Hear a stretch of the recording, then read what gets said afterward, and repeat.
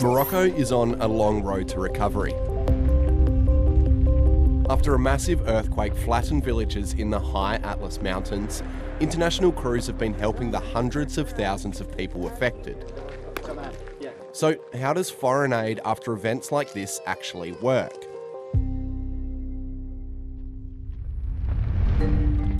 The first important part is assessment. So what's actually happened? Who and what areas have been impacted? What are the needs of people who have been impacted? Penny Harrison is Chief of Staff at Australian Red Cross. There's a whole range of different events that can occur.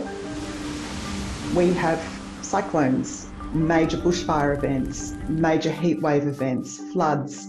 It can be impacts of war, so war between countries, or other sorts of conflicts. So a whole range of different circumstances sort of can be covered in that humanitarian assistance lens. In most countries, there's something called the National Disaster Management Office. What that will do is do a first assessment of needs. This is Beth Delaney. She's the Humanitarian Coordinator at the Department of Foreign Affairs and Trade. So my team and I do exactly what that suggests. We coordinate humanitarian assistance on behalf of the Australian Government. Assessment is about figuring out the scope of the disaster. What areas are affected, how many people are affected, and who needs the quickest response. Once they've done that assessment of needs, then they'll look at whether or not they're actually able to respond in terms of their own national capability. It also might be that they need special expertise, and so for an event like an earthquake, that might often be urban search and rescue teams, and they're quite specialised resources. Once you've been through the assessment phase, you kind of know what's happening in the context, then you can plan. This part of the process is about working out the specific needs of the affected communities and figuring out how to get there. So if we see what's been transpiring in Morocco, it took a while to even get access to some of the areas.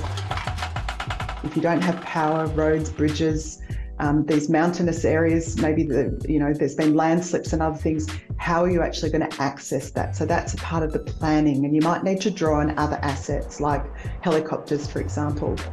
Here, governments will often work with non-government organisations like the United Nations or the Red Cross Red Crescent movement to make sure communities get the help they need.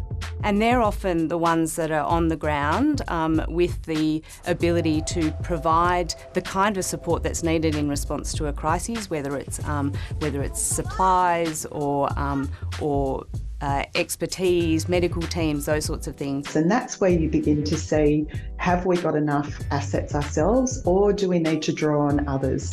When disasters are beyond the ability of these organisations, the responsibility can fall to governments. We might, for example, support through sending a disaster response teams.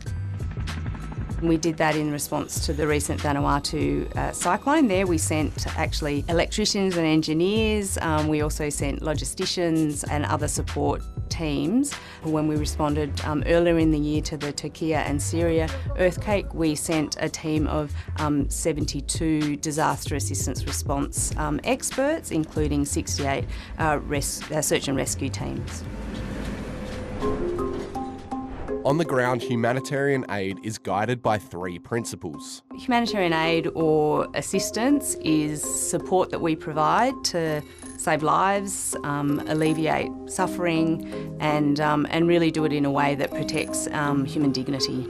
To make this happen, it takes a lot of specific expertise. There might be engineers required, there might be medical teams required, logisticians are often required, just in terms of, in particular, moving supplies. Legal advisors, specialists, for example, in international humanitarian law or disaster law, moving massive amounts of material between countries can sometimes be pretty tricky. Sanitation is often really important. What you find is where people have been displaced from their homes, that's when you get an increase in disease. This on-the-ground response is about getting communities to a point where they can begin to rebuild infrastructure like homes, schools, hospitals and markets. If we look at the images again that we've seen in contexts like Morocco, but also Libya, recovering from that is going to take a long time.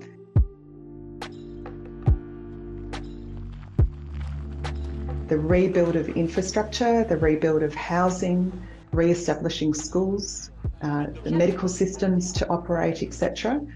And everyone is going to respond a bit differently. So that's a part of the challenge. Often communities will work together with non-government organisations to assist putting their lives back together. The recovery process is actually all about asking community first what they need. So once you sort of get beyond this sort of critical phase of just re-establishing the basic infrastructure, shelter, housing, water, some semblance of being able to function within a community again, then the recovery phase really starts with engaging with those communities. So what we work on is making sure or trying to support communities to actually be prepared for disasters. That's really important because it can actually reduce significantly the impact of disasters on communities. This recovery phase can and does take years. Here in Australia, so for example, the recovery work from the 2019-2020 bushfires is still ongoing. Many communities are still not at the point of themselves saying, we feel like we are sort of back to a normal state. So I'm sure in the Moroccan context, it's going to be potentially very different to what we have experienced and do experience here in Australia through recovery.